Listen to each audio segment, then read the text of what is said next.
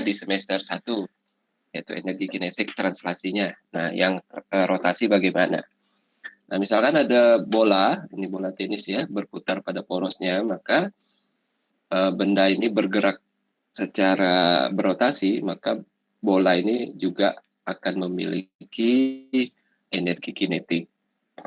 Nah, pada energi kinetik translasi yang dulu pernah kalian pelajari, bahwa EK itu tidak lain adalah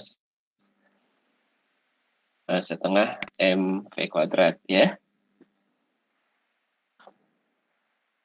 Nah, kita tahu bahwa hubungan antara kecepatan linier dengan kecepatan sudut, bahwa V, kecepatan linier itu sama dari V sama dengan omega kali R. Maka V ini bisa kita substitusikan ke persamaan energi kinetik. Nah, sebelum saya substitusikan, kita tahu bahwa momen inersia sendiri adalah mr kuadrat ya. Sigma ini karena asumsinya adalah dalam sebuah benda yang rigid atau kaku, banyak sekali partikel-partikel yang ada di dalam benda tersebut. Maka gunakanlah sigma. Nah, jadi dari persamaan 1, 2, dan 3 ini, jadi energi kinetiknya kita bisa substitusikan dulu adalah V-nya ya. V-nya kita ganti dengan omega R. Maka V sama dengan omega R kuadrat ya, karena setengah mv kuadrat. Jadi V-nya diganti dengan omega R tutup kurung dikuadratkan. Maka kalau kita lanjutkan persamaannya berubah menjadi setengah M omega kuadrat dikalikan dengan R kuadrat. Nah, kalau kita lihat di sini, jadi M R kuadrat yang ini kan juga merupakan I ya. Maka I-nya kita ganti dari M dikalikan dengan R kuadrat. Maka energi kinetik itu tidak lain adalah setengah dikalikan dengan momen inersianya dikalikan dengan kecepatan sudut atau kecepatan anguler yang dikuadratkan. Ya, mirip-mirip dengan EK energi kinetik pada translasi. Jadi kalau EK translasi setengah mv kuadrat, kalau EK rotasi momen inersia dikalikan dengan kecepatan sudut dikuadratkan. Nah, misal kita aplikasikan pada contoh soal ini ya. Kita ingin mencari energi kinetik pada sebuah cakram yang berputar. Misalkan cakramnya ini seragam ya, uniform, artinya sebaran masanya sama gitu ya. Bermasa 3 kg dan berjari-jari 12 cm. Berputar 480 rpm, artinya rotation per minute ya. Jadi 480 putaran per menit. Nah, ditanya energi kinetik cakram tersebut. Berarti kita tahu energi momen inersia untuk cakram itu setengah mr kuadrat. Nah, kita hitung dulu, berarti I-nya setengah, masanya 3, kemudian jari-jarinya 12 cm, kita ubah dalam meter, maka hasilnya adalah 0,0216 kg meter kuadrat untuk momen inersia cakram bermassa 3 kg dan berjari-jari 12 cm. Maka ini momen inersianya. Kemudian selanjutnya adalah omega. Karena energi kinetik kan I setengah omega kuadrat ya. Nah, maka kita juga harus mencari kecepatan sudutnya. Tapi karena satuannya dalam RPM, maka kita ubah dulu dalam rad per sekon. Caranya berarti 480 putaran. Karena 1 menit itu 60 sekon, berarti 480 putaran dibagi 60 sekon. Maka ini dalam satuan jadinya putaran per sekon. Kemudian satu putaran itu kan 2 pi per rad. Jadi 2 pi per rad itu sama saja dengan satu putaran. Jadi ini sama saja dikalikan dengan 1 sebenarnya. Karena 2 pi rad itu juga merupakan satu putaran. Jadi ini cara konversi dari RPM ke rad per sekon. Maka kalau ini kita hitung, dapatnya adalah 50,3 rad per sekon. Maka energi kinetiknya kita substitusikanlah hasil perhitungannya, maka didapatlah 27,3 Joule. Jadi inilah energi kinetik cakram tersebut. Tuh ya. Sampai di sini ada pertanyaan?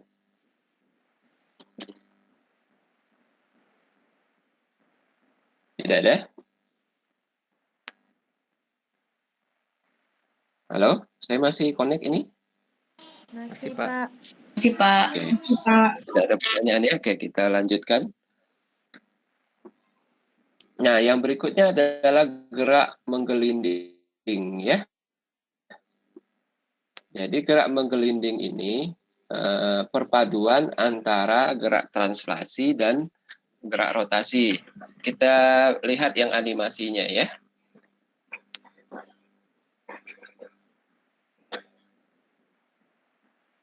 Nah, jadi rolling. Jadi ini gerak menggelinding. Oke. Kita ulang, coba kita tinjau satu-satu lagi tadi. Nah, pertama berotasi. Kalau berotasi pada sumbunya berarti dia diam saja di tempat. Maksudnya tidak terjadi perpindahan secara linier ya. Maka itu rotasi. Kemudian yang bertranslasi, dia tidak berputar, tapi dia berpindah dalam arah, kalau ini horizontal ya. Jadi secara linier begitu. Nah, untuk gerak menggelinding, maka perpaduan dua itu, yaitu di samping dia berotasi, juga bertranslasi. Maka gerak menggelinding adalah perpaduan gerak translasi dan gerak rotasi. Maka kalau begitu, energi kinetiknya yang dimiliki oleh benda yang menggelinding ada dua, yaitu energi kinetik translasi dan energi kinetik rotasi. Maka totalnya adalah setengah mv kuadrat ditambah setengah I omega kuadrat. Nah, ini penurunan persamaannya saja. Jadi M kemudian I per R kuadrat kali V kuadrat. Jadi ini penjabaran dari persamaan yang di atas ini. Dapatlah akhirnya setengah MR kuadrat plus I buka kurung, dalam kurung. Nah, kemudian omega kuadrat. Nah, jadi intinya adalah ini. Jadi gunakan saja yang ini. Ini kan cuma penurunan saja. Ini tinggal total. Total ini artinya punya energi kinetik rotasi dan energi kinetik. Nah, sekarang coba gerak menggelinding ini ya pada kasus ketika ada bola pejal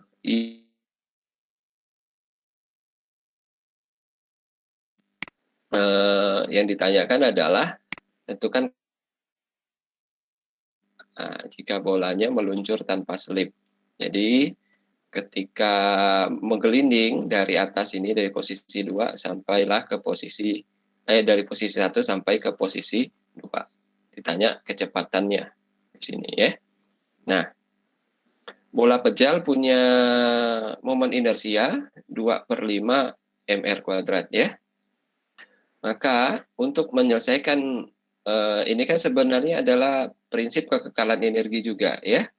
Jadi pada posisi 1 itu memiliki energi mekanik dan posisi 2 benda juga punya energi mekanik dan energi mekaniknya kekal seperti konsep kekekalan energi. Berarti EM1 sama dengan EM2. Kemudian kita turunkan lagi persamaannya menjadi yaitu EP di titik 1 ditambah. Nah, di sini karena bendanya berotasi dan bertranslasi, artinya dia mengalami rolling, menggelinding, maka energi kinetiknya ada 2 ya. Jadi maka di sini ditulislah EK total di titik 1 sama dengan EP2 ditambah EK total di titik 2. Nah, karena benda tidak punya kecepatan awal, baik kecepatan linier maupun kecepatan sudut, maka energi kinetik total di titik 1 itu 0. Kemudian H, ketinggian pada titik kedua, itu juga sama dengan 0, maka EP di titik 2 sama dengan 0. Nah, selanjutnya berarti kita turunkan, jadi dapatlah MGH sama dengan setengah MV kuadrat untuk energi kinetik translasi dan setengah I omega kuadrat untuk EK rotasi. Nah, kemudian karena I itu 2/5 mr kuadrat, maka momen inersianya bisa kita masukkan. Jadi setengah, I-nya kita ganti dengan 2/5 mr kuadrat. Nah, barulah omeganya nanti kita ubah ya. Nah, omeganya kan V per R. Berarti yang lainnya tetap sama. Omeganya yang kita ubah V per R. Maka berarti di sini V kuadrat per R kuadrat. Maka R kuadrat di sini saling meniadakan. Gitu ya, bisa dicoret. Maka hasilnya adalah MGH ditambah setengah MV kuadrat. Ini berarti 2 kali 1, 2 kali 5, berarti 2/10 MV kuadrat. Nah, ini berarti disamakan penyebutnya. Coba hitung, dapatnya berapa nih? 7, Pak. 7 apa? 7/10. Sebelumnya ini berarti berapa nih? 5/10 ya? Betul? Iya, Pak. Iya, Oke, Pak. 5/10 tambah, oke ya. Jadi akhirnya 7/10 ya. Jadi 5/10 tambah 2/10, oke. Jadi 7/10. Karena masanya sebenarnya bisa dicoret dari awal di sini sudah bisa sebenarnya. Karena semua komponen memiliki M. Oke, ini M-nya juga bisa dicoret. Berarti tinggal V kuadrat sama dengan 10/7 GH. Gitu ya. Maka V-nya adalah akar dari 10 GH dibagi dengan 7. Oke, itulah kecepatan linearnya ya. Kecepatan linear. Kan yang ditanya di sini kecepatan di titik 2 ini. Kecepatan linearnya. Nah, sekarang tugas kalian adalah mungkin bisa dijadikan nomor 1 untuk 10 soal tugas minggu ini yang akan dikumpulkan minggu depan seperti biasa. Nah, tentukan perbandingan kecepatan kalau ini kan bola pejal. Nah, bagaimana kalau objeknya itu kita ganti dengan silinder pejal? Kalau silinder pejal kan momen inersianya setengah ya, setengah mr kuadrat. Nah, kalau masanya sama antara bola pejal dengan silinder pejal, nah, tentukan perbandingan kecepatannya, mana yang lebih besar. Tentu yang lebih besar maka akan lebih cepat duluan sampai, begitu ya. Jadi misalkan kalau ada pertanyaan, bola pejal dengan silinder pejal dijatuhkan dari ketinggian yang sama pada bidang miring, kedua objek tersebut juga memiliki massa yang sama, maka apakah yang akan terjadi? Apakah bola pejal yang sampai duluan di titik 2 A, ya kan? Yang B, apakah silinder pejal yang sampai duluan atau sampainya bersamaan? Nah, begitu ya. Misalkan itu pertanyaannya. Maka coba Anda analisis untuk mencari perbandingan antara kecepatan di titik 2 ketika objeknya silinder pejal dibandingkan dengan bola pejal. Oke, itu tugas untuk nomor 1-nya. Jelas tugasnya? Jelas, Pak. Oke. Nah, kemudian ini saya lupa gambar itunya. Tugas nomor 2-nya lah. Misalkan lah ya, dia lanjut. Jadi benda 2 ini, bola pejal ini bergerak terus tapi mendatar dan punya gaya gesek. Nah, gaya gesek. Nah, cari jaraknya sampai bola pejal itu berhenti. Cari persamaannya. Itu 1B. Itu ya. Ya sama seperti yang sebelum kuliah hari ini lah. Kan waktu pertemuan sebelumnya kita membahas gerak menggelinding ketika ada gaya geseknya ya. Nah, nanti berapa jarak ini jarak tempuh bola pejal pada bidang datar kalau ada gaya geseknya. Nah, itu nomor 2-nya. Tentukan persamaannya. Itu ya. Nah, jelas pertanyaannya? Jelas, Pak. Jelas, Oke. Pak. Oke, jelas ya. Nah, berikutnya. Nah, sekarang baru jadi ini penerapan gerak rotasi pada berbagai macam objek lah ya. Yang berikutnya adalah batang yang homogen. Sebatang tongkat. Nah, jadi awalnya kasus yang berikutnya ini. Oh ya, sebelum saya lanjut dulu, yang ini ada pertanyaan tidak? Jelas ya? Saya rasa tidak ada yang sulit. Karena ini cuma penerapan, konsepnya adalah penerapan hukum kekalahan energi mekanik saja. Bedanya dengan yang translasi, kalau dia bertranslasi saja, misalkan balok, gitu kan, dia tidak mengalami menggelinding, tapi kalau ini menggelinding. Jelas di sini tidak ada pertanyaan?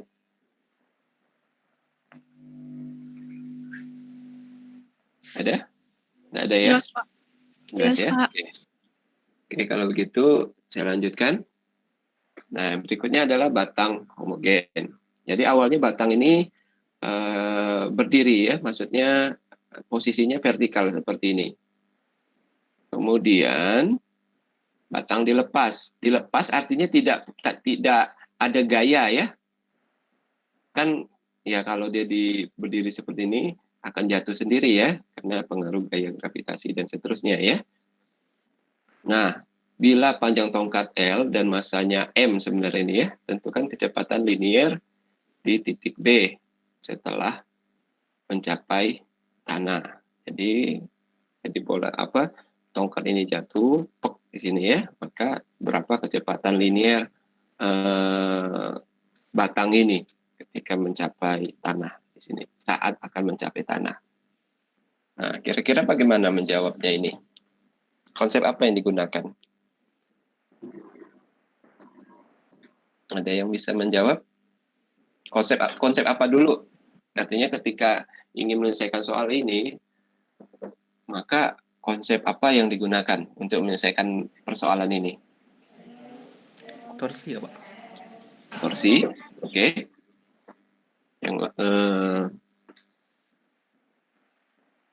Yang lain?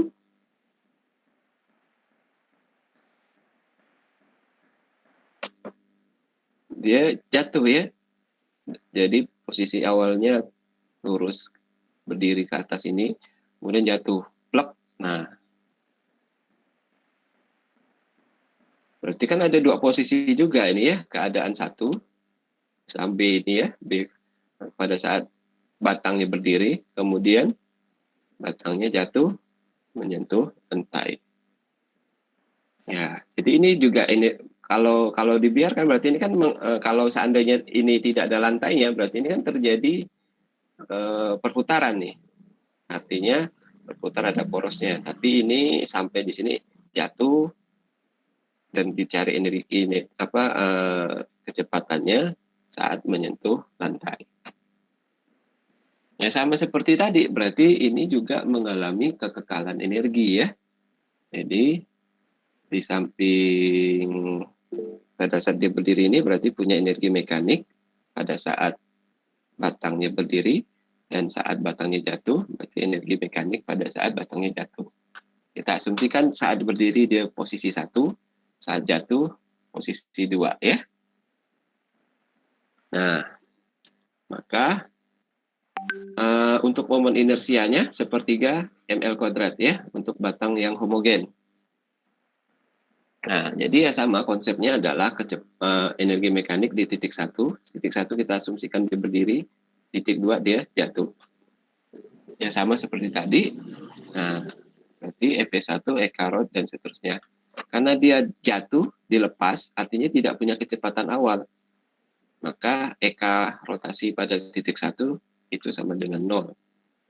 Nah, MGH-nya kemudian sama seperti tadi, selanjutnya setengah I omega kuadrat. Cuma di sini H-nya Menurut kalian hanya yang mana?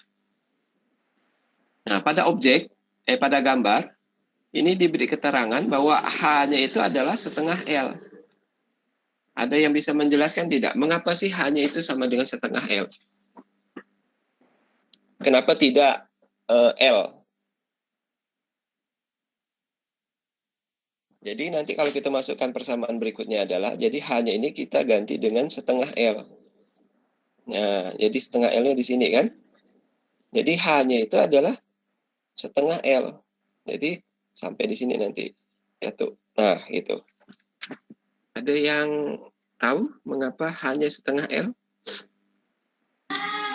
Titik berat benda, Pak. Ya, karena hanya ini diukur di mana posisi center of mass-nya atau titik beratnya. Kalau titik beratnya berarti kan diagonal, tarik sini-sini, berarti titik tangkapnya, pusat masanya adalah berada di tengah. Ya kan? Maka berada di tengah, berarti kalau panjang ini adalah L, berarti titik beratnya diukur dari bawah sampai ke atas, itu tidak lain adalah setengah L-nya. Berarti ini adalah center of mass ya. Jadi mengapa hanya sama dengan setengah L? Itu karena letak dari titik beratnya adalah di setengah L. Kan dia akan jatuh nih. Jatuh. Ngetek. Nah, gitu kan. Karena dipengaruhi oleh gaya gravitasi, ya kan? Gaya berat, dan gaya beratnya di sini berarti kan diambil dari center of mass. Maka dia jatuh. Jadi bukan diambil di ujung. Bukan dari sini sampai sini, ukur H-nya. H-nya adalah di center of mass atau titik berat, ya. Pusat masanya itu ya, pusat massa. Pusat masanya berarti berada di titik beratnya, gitu ya. Oke, jelas ya. H-nya ini kenapa setengah L ya. Maka selanjutnya ya sama saja seperti yang tadi, bahwa mg dikalikan setengah L karena H-nya kita ganti dengan setengah L. Kemudian setengah I-nya atau momen inersia sendiri untuk batang homogen itu sepertiga ml kuadrat, kemudian omega kuadrat, sama saja dengan yang tadi, berarti omeganya kita ganti dengan V per L dan seterusnya. Maka, ya, berarti selanjutnya adalah G sama dengan sepertiga ya, sepertiga, karena setengah-setengah di sini kan hilang ya, setengah dengan setengah di sini kan hilang karena dua-duanya di setengah. Jadi saat sepertiga, M-nya sudah dihilangkan. Nah, dapatlah G sama dengan sepertiga L omega kuadrat. L-nya di sini ada 1, di sini kuadratnya, sisa 1 ya. Oke, benar. Selanjutnya, yang ditanyakan kecepatan linear. Berarti ini omega 3GL, maka V kan omega kali L. Maka omega kali L. Omeganya adalah akar 3GL. L-nya berarti dikuadratkan L-nya kan, L kuadrat, masuk ke dalam kan, jadi kan sama saja dengan kalau L kuadrat diakarkan kan sama L. Jadi akar 3GL. Paham ya ini ya? Mengubah persamaan, berarti kan omeganya kan akar 3G per L dikalikan dengan L. Ya, L kuadrat, jadi diakarkan L kuadrat per L, sisa L ya. Oke, maka kecepatan batang ini pada saat akan jatuh, itu adalah akar 3GL. Gitu ya. Nah, oke, sebelum saya lanjutkan, ada yang ingin ditanyakan terkait dengan penyelesaian kasus pada batang yang ini, bergerak seperti ini.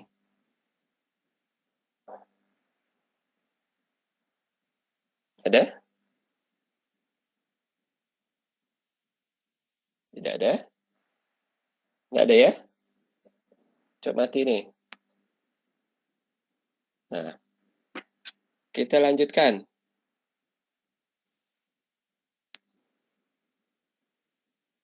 Nah, sekarang coba yang ini. Coba selesaikan. Saya beri waktu 5 menit lah. Halo? Ya, Pak. Iya, Pak. Nah, Iya, Pak. masih terhubung ya. Nah, sekarang yang ini coba kalian kerjakan.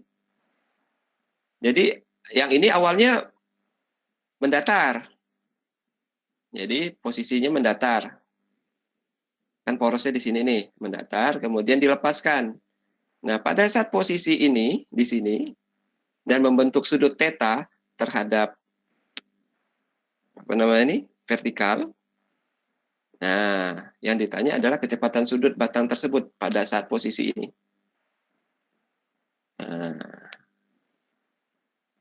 berapa? Coba.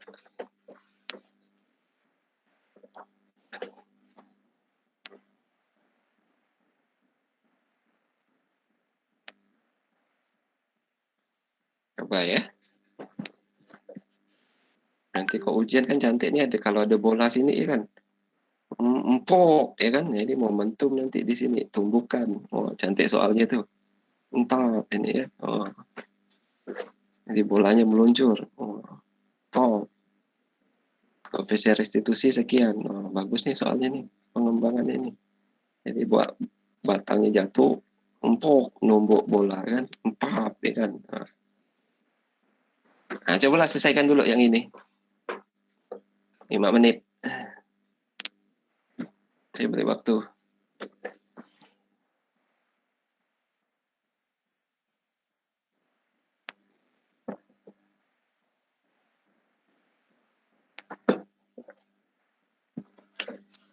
Sama ya caranya pakai kekekalan energi mekanik. Momen inersianya sepertiga ml kuadrat tadi.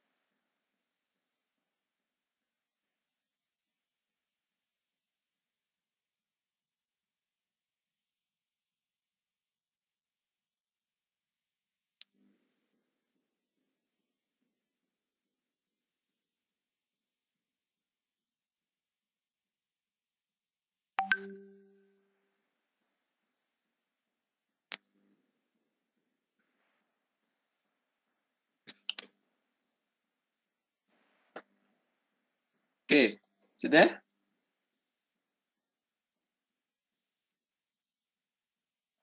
Nah, menurut kalian kan sama nih. Ya, pasti pakai energi mekanik ya. Jadi M di titik 1 sama dengan M di titik 2. Satunya ketika dia masih pada posisi horizontal seperti ini, kemudian posisi 2 saat membentuk sudut theta terhadap vertikal. Nah, sama. Nah, MGH-nya. Nah, pertanyaan saya, H-nya berapa nih? H-nya. Ada yang bisa bantu jawab? Setengah L cos theta. Berapa? Setengah L cos theta. Setengah L cos theta. L cos theta. Ya. Jadi, kalau kita proyeksikan, berarti kan membentuk segitiga nih. Yang dari sini ke sini. Mengapa hanya diukur dari titik poros sampai ke ini setengah L, sama kayak tadi ya. Jadi mengapa yang diambil itu setengah L, kenapa tidak L utuh? Sama, karena dia pusat massa tadi ya. Maka hanya diukur dari posisi awal sampai setengah L ketika membentuk sudut. Nah, kalau kita gambarkan, berarti kan ini H-nya, panjang H, dan ini panjang setengah L, sudutnya di sini. Berarti sudut sisi yang kena di bawah sudut injak kalau dulu saya ngajar. Kalau sinus berarti yang ini nih. Nah, kalau kosinus berarti yang ini, ya kan? Berarti kalau yang ditanya H, berarti setengah L kosinus theta. Tapi kalau yang di sini misalkan kita asumsikan X, berarti sinus X sama dengan setengah L sin theta, ya. Oke, untuk yang ini saya rasa kalian sudah menguasai untuk ukuran yang mana sinus, mana ini. Nah, kalau alfanya di sini berarti hanya apa? Kalau pakai sudut alfa. Nih, Hanya sinus, Pak. hanya sinus ya. Sudut tendang ke sana empok, ya kan? Nah, berarti sinus. Artinya sisi yang berhadapan sudut sinus. Sisi yang di bawah sudut, nah, kosinus. Nah, gitu aja ingatnya.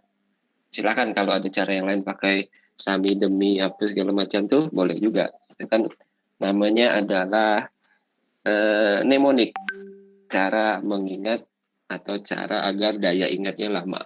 Itu teori mnemonik dalam psikologi kognitif ya.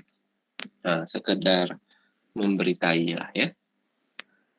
Oke, berarti H-nya sama dengan setengah L cos theta. Nah, maka H-nya kita ganti dengan setengah L cos theta. Untuk I, sama seperti tadi, sepertiga ML kuadrat. Udah, tinggal dimasukkan ya nih. Berarti G cos theta, setengah-setengahnya hilang nih ya. Nah, M-nya juga saling meniadakan. Berarti G cos theta, L-nya di sini hilang, karena di sini ada kuadrat, berarti sisa 1. Jadi sepertiga L omega kuadrat. Maka omeganya adalah 3 G cos theta per L. Kalau mau tanya kecepatan linearnya, ya udah P sama dengan omega kali L. Berarti L-nya tinggal ini, hilang ya. Di atas akar 3 G cos theta L lah berarti. Itu ya. Nah, gampang ya. Nah, tinggal nanti kalau dia sampai di sini bagaimana lagi empok, berarti hanya setengah L, sama kayak tadi lah, sama kayak kasus yang sebelum ini. Kalau nanti dikembangkan ada menumbuk bola sini kayak pemukul kasti itu, softball, mentok gitu kan, nanti bergerak linear dan seterusnya, di sini terjadi tumbukan dan sebagainya macamnya. Itu kalau untuk pengembangan soal yang lebih komprehensif, artinya ada rotasi, ada energi mekanik, ada tumbukan, dan seterusnya. Nah, gitulah ya. Ini itu untuk soal-soal UTS. Nanti kan bisa, ya. Nggak agak sakit gigi kan ngerjakannya. Oke, lanjut. Sampai di sini jelas ya? Tidak ada pertanyaan? Nanti kalau masih belum ini, ya tinggal diulang saja, lihat videonya. Kan sudah direkam. Oke, yang berikutnya adalah momentum sudut. Jadi sama seperti gerak translasi, kalau translasi kan momentum linier. Nah, benda yang bergerak berotasi juga punya momentum. Ya, ini dalam hal ini adalah momentum sudut. Misalkan ada cakram ini berputar seperti ini. Asumsinya adalah cakram ini uniform ya. Uniform dan kaku, rigid. Nah, benda kaku, rigid itu artinya ya kaku itulah ya. Artinya ketika dia berputar, jarak antara misalkan kalau kita anggap ini M, satu ini jarak dari sini ke sini adalah R, maka jaraknya ini tetap konstan. Nanti ketika dia diputar tidak terjadi perubahan posisi dari titik poros. Itu benda yang rigid. Kalau tak rigid itu contoh kalau bendanya diputar makin ngembang. Kayak ini adonan kue, orang buat pizza misalkan kan, diputar-putar kan makin ngembang. Nah itu tidak rigid, tidak kaku namanya. Nah itu bedanya antara benda tegar dengan benda yang tidak tegar gitu ya. Nah, misal tampak samping benda kaku ini diputar terhadap sumbu jet, jadi berarti gerakannya seperti ini. Nah, karena momentum sudut itu merupakan besaran vektor, omega kecepatan sudut juga besaran vektor, nah maka arahnya kalau seperti ini, gunakan tangan kanan sebenarnya, keempat jari itu adalah arah pergerakannya, maka jempol menunjuk ke atasnya sama seperti ini ya. Jadi arah dari L sama omega itu untuk kasus ini sama-sama ke atas. Gitu ya. Nah, berikutnya untuk menentukan persamaannya. Jadi singkatnya bahwa momentum sudut itu perkalian antara kecepatan sudut dengan momen inersianya. Nah, kalau mau diturunkan ya sama seperti dengan energi kinetik tadi dari momentum linier. Momentum linier kan untuk momentumnya adalah P kali ini ya. Momentum P itu sama dengan M kali V ya. M kali V dan seterusnya. Untuk momentum sudutnya berarti P dikalikan dengan R. Nah, P ini momentum linier, M kali V. Kemudian V-nya sendiri kan omega R. Ya. Jadi MR kuadrat dikalikan dengan omega. Nah, MR kuadratnya kan berarti ini untuk satu titik. Kalau titiknya banyak berarti sigma. Maka sigma MR itu adalah I. Maka L sama dengan I dikali omega. Nah, kalau pada arah sumbu jet, ya tinggal tadi seperti putaran pada cakram tadi, arahnya ditinjau yang pada arah sumbu jet. Karena gerakannya seperti tadi, mutarnya seperti ini. Maka arahnya ke atas, momentum sudutnya. Nah, ini juga sama. Maka hubungannya dengan torsi ya seperti ini. Tahu kan I kali alfa juga ya. Nah, jadi momentum sudut juga mengalami kekekalan. Jadi artinya momentum sudutnya kekal atau konstan. Maka inilah konsep inilah yang bisa dipakai untuk menjelaskan gerakan dari ice skating, misalkan nanti kita saksikan videonya, dan juga ini loncat indah ya, yang kalau dia berrolling tuh putar, nah, dan seterusnya. Kenapa badannya ditekuk saat dia berputar? Tentu ketika dia ditekuk, kecepatan putarannya makin besar. Nah, ini coba saksikan dulu video tentang ice skatingnya ya.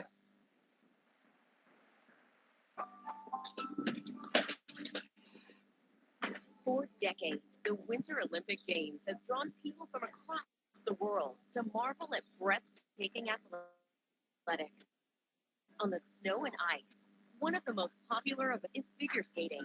Athletes meld acrobatics, dance, and physics into mesmerizing performances. It is the sheer precision that separates the skilled athlete from the novice. Through years of tireless training, skaters must learn to understand and use angular momentum to become the best in their sport. Angular momentum is the product of a skater's moment of inertia and angular velocity and is represented by the letter L. When the skater is rotating with no net external torque acting on her, angular momentum is conserved. With her arms and leg outward, she increases her moment of inertia, which reduces her angular velocity. As she pulls her arms and leg inward, she is able to spin faster since her angular velocity increases while her moment of inertia decreases. And this is how skaters become champions.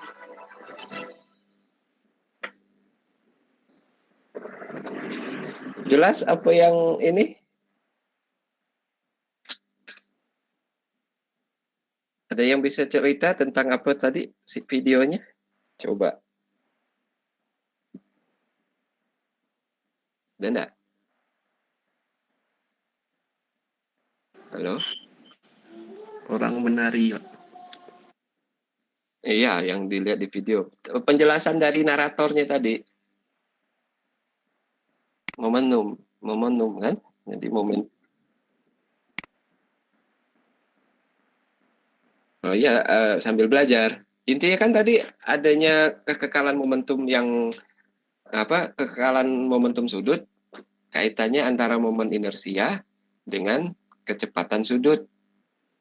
Ketika direntangkan sama tangannya ditarik. Yang lain? Coba ya, sekali lagi ya. Bersama-sama belajar bahasa Inggris ya. For decades, the Winter Olympic Games has Jadi Olimpiade musim dingin ya. to marvel at breathtaking athletics on the snow and ice. One of the most popular events is figure skating.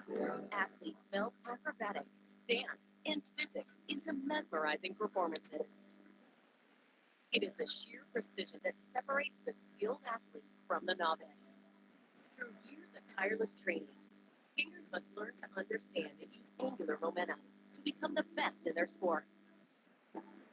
Angular momentum is the Ya, pas saat ini coba saksikan. inertia and angular velocity and is represented by the letter L. When the skater is rotating with no net external torque acting on her, angular momentum is conserved. With her arms and leg outward, she increases her moment of inertia. Oke, momen inersianya meningkat pada saat posisi ini. Kemudian saat ini momen inersianya mengecil. Akibatnya berarti omeganya harus besar kan, karena momentum sudutnya kan kekal. Oke, itu ya. Karena L-nya konstan, berarti kalau I-nya berubah, artinya I-nya berkurang, maka omeganya akan naik. Jadi inilah. Nah, nih, pada saat direntangkan, kan momentum sudutnya itu adalah I kali omega. Ya, artinya momen inersia dikalikan dengan omega. Pada saat direntangkan, berarti kan R-nya ini besar nih. Berarti I-nya akan besar. Nih, I-nya akan bertambah large. Tetapi omeganya kecil, kecepatan sudutnya kecil. Akibatnya putaran dari penari ini, bukan penari ya, atlet lah ya, karena ice skating dianggap olahraga, jadi agak lambat ketika dia direntangkan. Tapi ketika pulling the arms, ya kan, artinya ini disilangkan, ditarik lah gitu ya, mengakibatkan inersianya berkurang ya. Jadi decrease ya kan, berkurang. I-nya small karena R-nya jadi lebih kecil ya. Akibatnya karena momentumnya kekal, berarti karena ini berkurang, maka kecepatan sudutnya bertambah supaya mengalami kekekalan momentum sudut. Nah, akibatnya berarti kecepatan sudutnya semakin besar. Makanya tadi ketika dia tarik tangannya, maka putaran dari atlet ice skating ini jadi lebih besar. Sama halnya ketika orang atlet loncat indah juga, ketika dia lompat turun ke bawah, kan dia sambil rolling berputar itu menekuk badannya. Kenapa tidak ditelentangkan saja atau berdiri gitu saja, kan tidak akan mengakibatkan putarannya jadi lebih cepat, dan itu namanya loncat indah, tidak akan indah dilihat. Karena sulit untuk dilakukan ketika berputar sambil tidak membungkukkan badannya. Nah, gitu. Tapi ketika mau sampai terjun ke bawah, baru dibuka, tidak dibungkukkan, ditegakkan badannya. Asalkan udah sampai mau jatuh ke kolamnya. Yang sangsut kan kalau punggungnya jatuh duluan, itu pedasnya lumayan, atau dadanya, bukan kepala dan tangannya. Oke ya, jelas ya. Jadi inilah konsep penjelasan momentum sudut pada kasus banyak, pokoknya ketika dia berotasi maka terjadi kekekalan momentum sudut di sini. Sama juga kalau nanti belajar tentang atom kan mengelilingi inti atomnya, misalkan seperti itu. Di samping mengelilingi dia juga berotasi, maka di sini juga berlaku kekekalan momentum sudut pada atom. Kalau kita bicara lebih dalam partikel yang lebih kecil lagi tinjauannya. Nah, ini juga samalah ya. Nah, jadi ketika ini L-nya besar, ini L-nya agak berkurang, medium.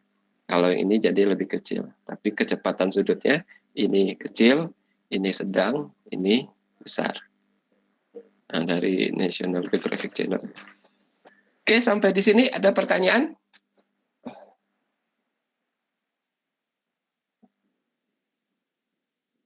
Halo? Tidak ada? Halo? Tidak. Tidak ada? Oke, kalau tidak ada, berarti cukuplah kuliah kita hari ini. Kita sambung minggu depan. Jadi minggu depan masuk ke topik yang baru. Oke? Kalau tidak ada pertanyaan, saya rasa cukup ya. Iya, Pak. Oke, bagi yang mungkin tidak hadir atau berhalangan mengikuti Google Meet ini, silakan nanti video rekaman ini di-share saja. Gitu ya. Baik, Pak. Baik, Pak. UTS-nya kapan ya? Kalau di jadwal? Ada yang tahu? Kalau kalender akademik kemarin Pak, tanggal 29. Kemarin maksudnya 29 apa? 29 Maret? Maret Pak. Oh, Maret. Oke. Masih sempatlah 2 kali kita pertemuan untuk membahas materi selanjutnya ya. Oke, saya rasa cukup kuliah kita hari ini. Tugasnya silakan dikumpulkan nanti bersamaan dengan, berarti yang anggaplah kuis yang tadi itu, yang sebelum kuliah, masukkan saja di 10 itu ya. Tugas mingguan. Yang di samping dengan tugas tadi saat saya menyampaikan materi energi kinetik rotasi. Oke, kita ketemu lagi minggu depan. Saya tutup perkuliahan hari ini. Terima kasih. Mohon maaf atas segala kekurangan. Assalamualaikum warahmatullahi wabarakatuh. Waalaikumsalam warahmatullahi wabarakatuh. Terima kasih, Pak.